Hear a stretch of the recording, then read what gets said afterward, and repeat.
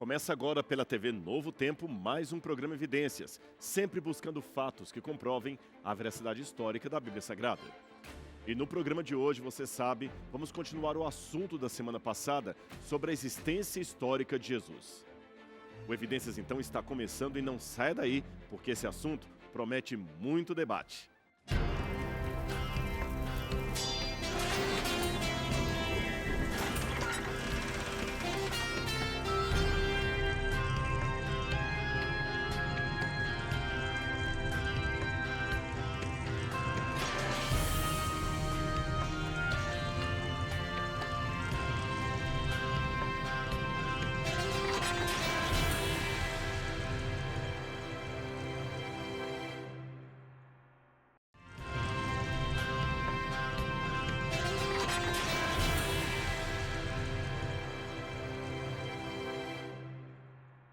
De volta com o programa Evidências, mas antes de mais nada, eu quero dar um presente todo especial para você.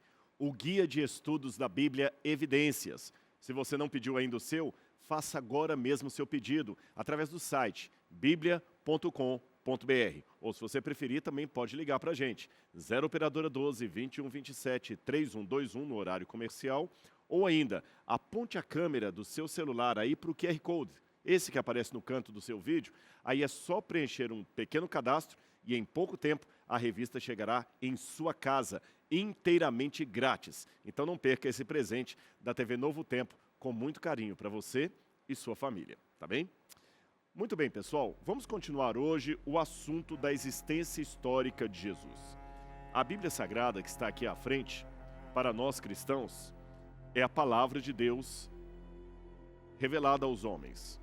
Homens inspirados falaram da parte de Deus e entre as histórias que eles contaram da ação de Deus em meio aos acontecimentos do mundo, houve o maior de todos os episódios da história. Eu estou falando da vida de Jesus.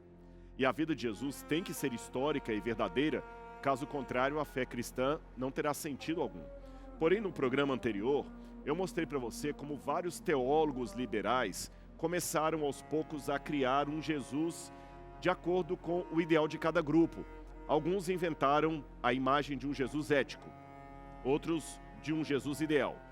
Os teólogos racionalistas falavam de um Jesus revolucionário. E eu terminei o programa mostrando que cada grupo europeu de intelectuais retratava o quadro do Messias com as cores de sua própria cosmovisão filosófica.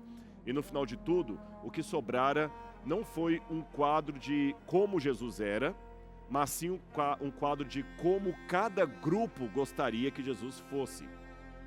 E há vários nomes que eu nem cheguei a tratar da ideia de cada um deles, senão gastaria muito mais tempo aqui. Eu poderia dizer para vocês de nomes alemães, a maior parte deles, como David Friedrich Strauss, Ferdinand Christian Bauer, Bruno Bauer, Rudolf Bultmann, Albert Schweitzer. Estes são alguns dos intelectuais europeus que propuseram uma ruptura entre aquilo que eu expliquei, o Jesus histórico, que realmente existiu, e o Cristo da fé, que foi inventado pela igreja e pela tradição da igreja, tá bom? É isso que esses autores apresentam.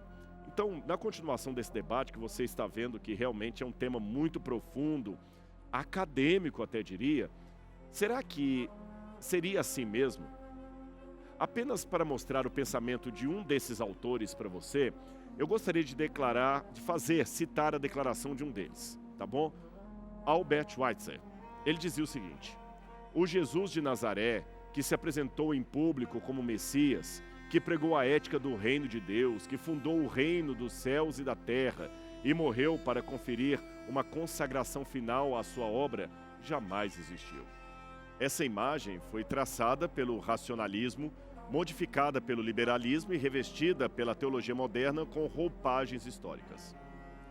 O curioso é que o autor dessa citação, apesar de não acreditar na historicidade de Jesus, dizia admirar essa figura lendária chamada Jesus de Nazaré. Schweitzer, que era médico, procurou fazer da imagem de Jesus o seu próprio modelo de vida. Interessante isso.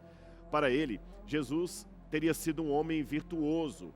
Virtuoso não porque era o salvador da humanidade, mas porque Jesus não desistiu de suas crenças, mesmo em face à morte e a não realização dos seus planos.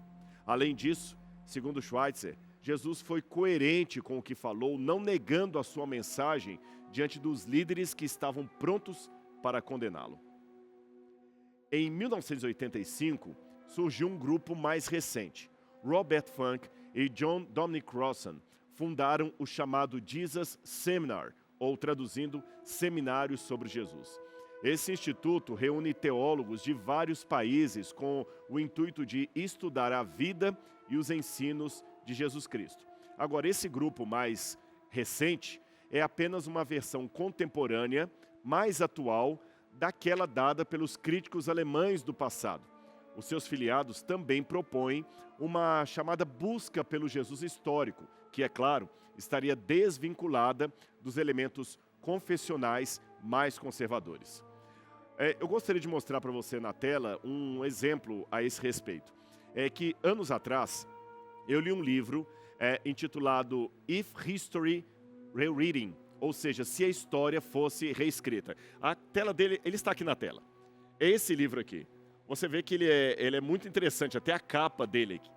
Esse livro não é um livro de teologia, mas eu vou lançar mão dele para chamar a atenção para uma ilustração do que eu quero dizer em relação ao Jesus histórico.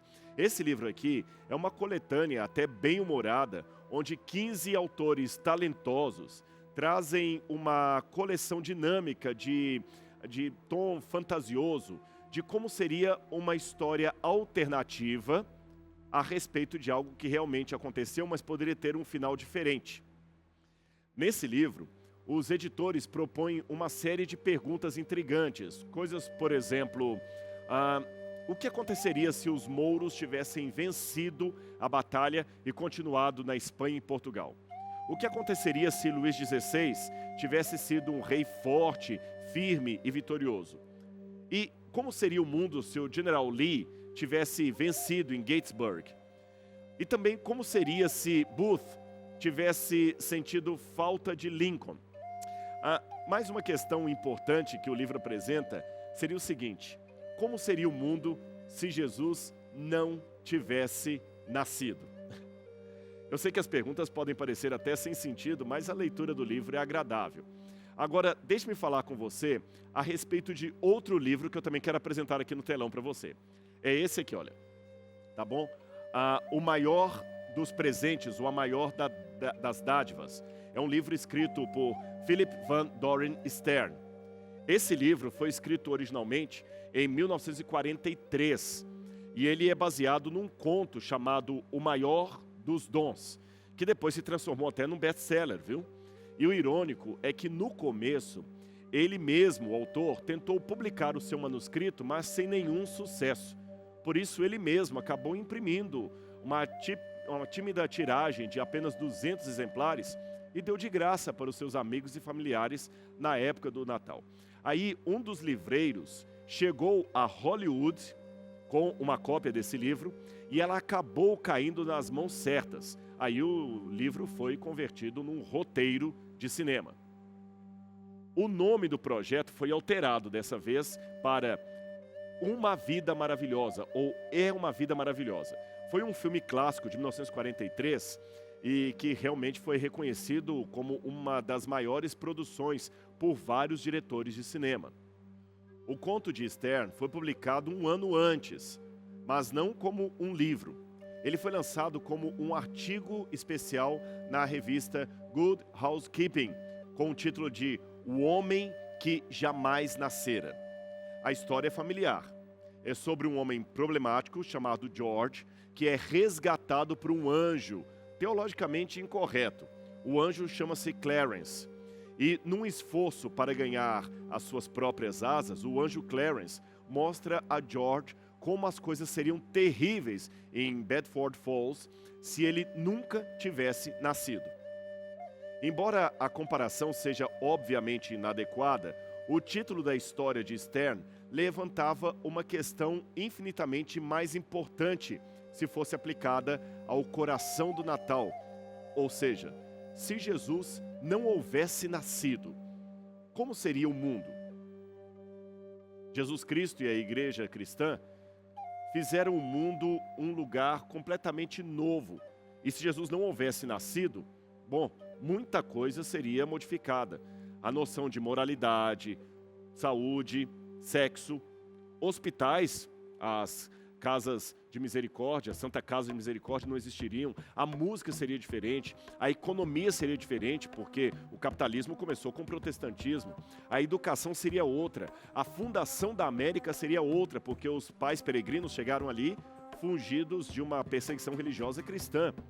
Aliás, o problema é que nessa invenção de como seria o mundo se Jesus não houvesse nascido, os críticos pensam que nós estaríamos num mundo melhor, onde os acontecimentos seriam mais avançados, não teríamos o tabu da religião. É claro que, tanto de um lado do conservadorismo como do liberalismo, isso tudo é especulação. Não há evidências para apoiar esta ou aquela conjectura. Tudo é apenas especulação, tá bom? Mas, apesar dos excessos cometidos por cristãos, e eu reconheço, principalmente aqueles excessos cometidos ao longo da história do cristianismo, eu acredito que mesmo não podendo dar uma certeza de como seria o mundo sem Jesus, eu não tenho aqui uma ideia de que nós estaríamos num mundo melhor. Sabe por quê? Porque o que Jesus pregou também produziu muitos bens que não estariam aqui no mundo caso Jesus não existisse. Agora, a mudança maior em termos teológicos e doutrinários estaria no desastre resultante da não existência de Jesus Cristo. Ou seja, se ele não for historicamente real, várias colunas da fé cristã, se não todas, cairão automaticamente, causando a ruína não só do cristianismo, mas de todos, pelo menos daqueles que proclamam a fé. Quer ver? Raciocine comigo. Se Jesus não tivesse nascido, nós nunca saberíamos como é Deus, porque Cristo é a imagem revelada do Pai. Desde o início da história humana, nós temos fome e sede de saber quem é Deus, como Ele é. E Deus se revelou, de acordo com a Bíblia, ao enviar o seu Filho para morrer em nosso lugar. É por isso que Isaías escreveu que Deus se tornou Emanuel, que significa Deus conosco. Portanto, se Jesus não tivesse nascido, Deus não teria um rosto para nós, nem ouvidos, nem coração. Deus não teria nada que pudéssemos lançar mão para entendê-lo. Afinal de contas, como o próprio Jesus disse em João capítulo 14, verso 9, quem vê a mim, vê o Pai. Em João 10, verso 30, ele diz, eu e o Pai somos um. Ou seja, se Jesus não tivesse vindo, não haveria apenas Natal. Nós não saberíamos quem é Deus. Nós não entenderíamos como é Deus. Nós jamais identificaríamos Deus conosco. E dessa forma, como é que nós iríamos nos relacionar com Deus? E nós também não teríamos nenhuma ideia ou nenhuma esperança de uma vitória pessoal ao lado do bem. Os pastores perto do campo em Belém não teriam visto nenhum anjo e jamais desceriam a manjedoura para descobrir o Salvador. Eles continuariam até enviando ovelhas para o sacrifício em Jerusalém, mas sem nenhum significado histórico.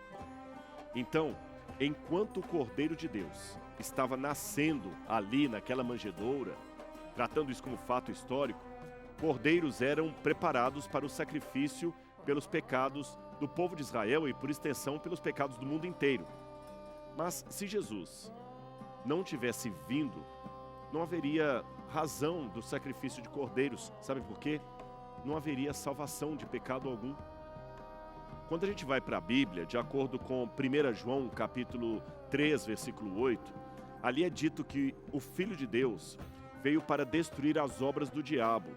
Então, se Jesus não veio para quebrar as obras daquele que nos acusa e nos reclama diante do céu, aquele que quer nos arrebatar para o seu reino de trevas, se Jesus não veio, nós não poderemos ter nenhuma certeza de vitória contra o inimigo do bem. Pelo contrário, os pecados que Jesus prometeu nos libertar deles continuariam nos prendendo. A Bíblia diz em 1 Coríntios capítulo 15, verso 54, que a vitória de Jesus foi a vitória sobre a morte. Ora, se Jesus não veio, nós não teríamos uma vitória universal. especialmente sobre a morte, que realmente nos arrebata ou arrebata pessoas que nós amamos. Nós olhamos ao redor e vemos ditadores, governantes corruptos, regimes militares, vemos injustiças, pobrezas e nos perguntamos sempre: será que Deus se importa? Será que isso um dia será consertado? Isaías 9, 6 a 7 afirma: porque um menino nos nasceu, um filho nos foi dado, e o governo está sobre os seus ombros, e ele será chamado Maravilhoso Conselheiro, Deus Forte, Pai da Eternidade, Príncipe da Paz. Da grandeza do seu governo e paz não haverá fim. Ele reinará no trono de Davi e sobre o seu reino, estabelecendo e sustentando-o com a justiça e a retidão daquele tempo em diante e para sempre. O zelo do Senhor Todo-Poderoso cumprirá isso. Essa passagem é maravilhosa. A sua promessa, é claro, não aconteceu de fato. Mas se Jesus existiu, aí sim, você pode ter certeza que essa promessa acontecerá. Só que esses acontecimentos finais, para serem autênticos, de acordo com a teologia cristã, eles têm que perpassar uma história antiga que demanda ser uma história real. Senão, tudo cai por terra. E então, eu volto à pergunta original do programa. Será que Jesus existiu mesmo no passado? Será que nós podemos acreditar naquilo que os evangelhos disseram a respeito dele? Você certamente já ouviu, inclusive, porque eu já falei disso aqui no programa Evidências várias vezes, que o evangelho bíblico, é a boa nova de Deus para os homens. E de fato, a palavra evangelho vem do grego euangelion, que quer dizer exatamente isto: uma boa nova, uma boa notícia, uma boa proclamação. Agora, o que pouca gente sabe ou se lembra é que, embora a palavra evangelho hoje seja automaticamente conectada à teologia cristã, ela pertence a um ambiente bem anterior ao cristianismo. A palavra evangelho já era usada em Roma para descrever tecnicamente uma boa notícia que aconteceu de verdade. Essa antiga inscrição que você vê agora em seu vídeo foi encontrada em Priene, na atual Turquia. Ela foi datada do ano 9 a.C. e descrevia o nascimento de Augusto César como sendo a grande boa nova da humanidade. A palavra boa nova que aparece nesse texto grego que você acabou de ver é a palavra evangelho. Ali ela aparece na forma plural, euangelia.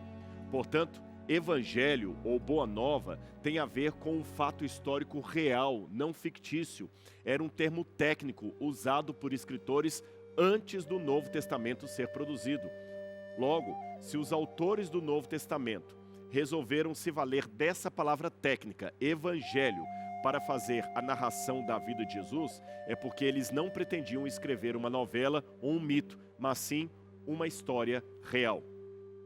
Contudo, são muitas pessoas que dizem não confiar na história dos evangelhos bíblicos. Eles não acreditam naquele relato por ser inusitado demais. Tudo parece muito fantasioso, muito bom para ser verdade. Um homem que cura pessoas, anda sobre as águas e ainda por cima se proclama filho de Deus. Tudo parece ser muito bonitinho para ser verdadeiro. Mas seria correta essa conclusão? Será que nós não teríamos na história secular indícios de que aquilo que o Evangelho descreve realmente aconteceu? Afinal de contas, Jesus Cristo foi um mito ou uma realidade? Bem, todos sabemos que os evangelhos descrevem a vida de Jesus e isso é uma questão óbvia, não há questionamento a esse respeito. Eles falam do amor de Jesus, eles falam do ensino de Jesus, seu poder de curar, seu poder de perdoar. Os evangelhos também descrevem detalhes de sua morte expiatória na cruz do Calvário e também a sua ressurreição. O ato que nos possibilita receber a vida eterna e finalmente anunciar o triunfo sobre a morte de todo ser humano é justamente a ressurreição de Jesus dentre os mortos e a promessa que ele fez de um dia voltar para executar o juízo final sobre a humanidade. Então eu volto com a pergunta: Será que todas essas maravilhas seriam apenas uma fantasia? Será que Jesus de Nazaré seria apenas um mito? Para a maioria dos cristãos de hoje, Jesus foi de fato o único homem que em sã consciência se autoproclamou Filho de Deus, ou melhor, ele se proclamou divino, algo que, segundo a mais antiga tradição cristã, o torna essencialmente Deus. Essa doutrina da divindade de Cristo, apesar de ser um desafio, foi pregada com veemência pelos primeiros apóstolos e os primeiros líderes do cristianismo após o período apostólico. E ela também sobreviveu através dos séculos em vários credos cristãos que foram promovidos desde Niceia, em 325 da nossa era, até o final da Idade Moderna, quando esses novos tempos trouxeram novos questionamentos, como aqueles que eu mostrei para vocês no vídeo anterior, no programa anterior. É que a partir do século XVIII, conforme nós vimos, as igrejas reformadas da Alemanha começaram a passar por um período de forte sobrevalorização do racionalismo em detrimento à fé. Foi o chamado Aufklärung alemão, ou Iluminismo, que mudou tremendamente o pensamento de teólogos racionalistas acerca da pessoa e obra de Jesus Cristo. A pretensão básica desses novos pensadores era criar uma religião cristã que fosse mais racionalista e menos sentimentalista ou menos fideísta, vamos dizer assim. E logo eles começaram a propor novas ideias com novas teorias sobre quem teria sido Jesus de Nazaré. Nós exploramos isso no programa anterior. A nova ideia a respeito do fundador do cristianismo, como Jesus foi denominado, contradiziam em muito os aspectos da visão bíblica tradicional, de modo que acabou se criando aquela distinção que eu já mencionei aqui entre o Jesus histórico que realmente existiu e o Cristo da fé. Aliás, houve alguns autores que chegaram até a duvidar da existência de um Jesus na história, ao passo que houve um outro grupo que acreditava que se existiu realmente um Jesus na história, ele está tão distante de nós que é impossível trabalhar com ele. Bom, com isso colocado, eu quero apresentar para vocês aqui na tela um dos primeiros defensores dessas ideias. Na verdade, apresentar novamente, porque eu já falei dele no programa passado. É esse aqui, Hermann Samuel Reimarus. Você se lembra dele no programa anterior? Ele pretendia reconstruir de modo histórico e científico uma nova imagem de Jesus. Porém, como eu falei também, foi apenas após a morte dele que um editor alemão chegou a publicar as suas obras, tratadas como fragmentos da vida de Jesus, e depois disso acabou ganhando a Europa. Na 9ª edição de um dos capítulos do seu livro, ele escreveu um texto pretendendo ser uma descrição sobre o que ele chamou de a pretensão de Jesus e seus discípulos. Aí Reimarus afirmou, sem qualquer receio de dúvida, que a investigação crítica sobre a vida de Jesus Cristo deveria ser mantida de maneira clara em distinção sobre o que Jesus fez e ensinou e aquilo que foi supostamente ensinado, narrado pelos escritos apostólicos posteriormente. Foi assim que esse autor defendeu que Jesus seria apenas um líder revolucionário judeu, eu já falei sobre isso, um líder frustrado que empreendeu uma revolução igualmente frustrada contra Roma e, como qualquer outro rebelde, ele acabou condenado à morte e morte de cruz. Isto principalmente em virtude do seu discurso político. Aí os seus discípulos, para não admitir o fracasso do movimento, roubaram o corpo de Jesus, dizia Reimarus, inventaram a história da ressurreição e também aquela história da redenção e da salvação da humanidade. Aliás, eu quero também chamar a sua atenção para um outro autor que eu não posso esquecer de apresentar aqui, tá bom? Novamente, um intelectual alemão. E ele também apresentou dúvidas sobre as visões tradicionais sobre Jesus. Eu estou falando desse aqui, David Friedrich Schleiermacher.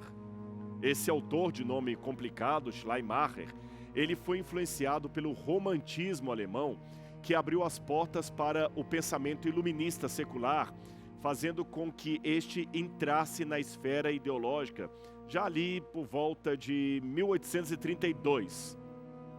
Mas Schleiermacher, para voltar aos seus escritos, ele apresentou uma interpretação, eu diria até desconcertante, acerca da vida de Jesus Cristo e sua obra de salvar a humanidade.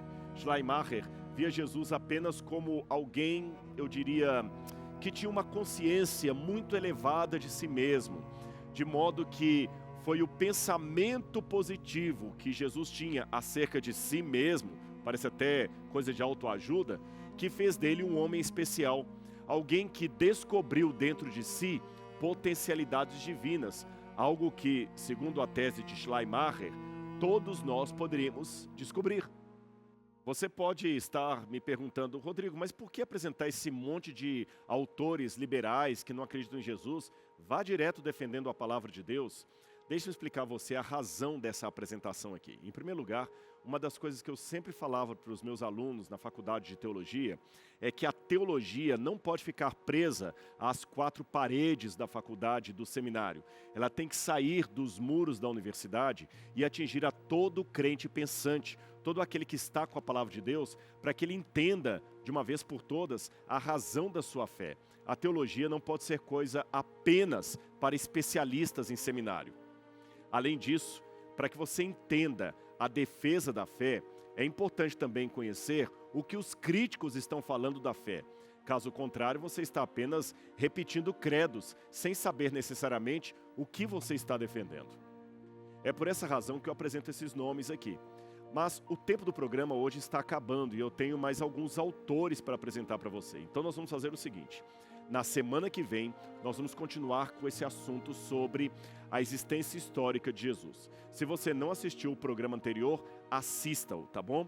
E esse programa também, é claro. E na semana que vem, vou apresentar outros autores que também querem desacreditar a fé cristã e por que, a despeito das argumentações deles, eu posso falar de uma fé que é histórica e real.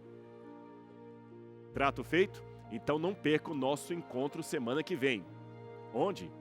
Ora, aqui na sua TV Novo Tempo, que é o canal da Esperança e o canal do Evidências. Um abraço e até lá!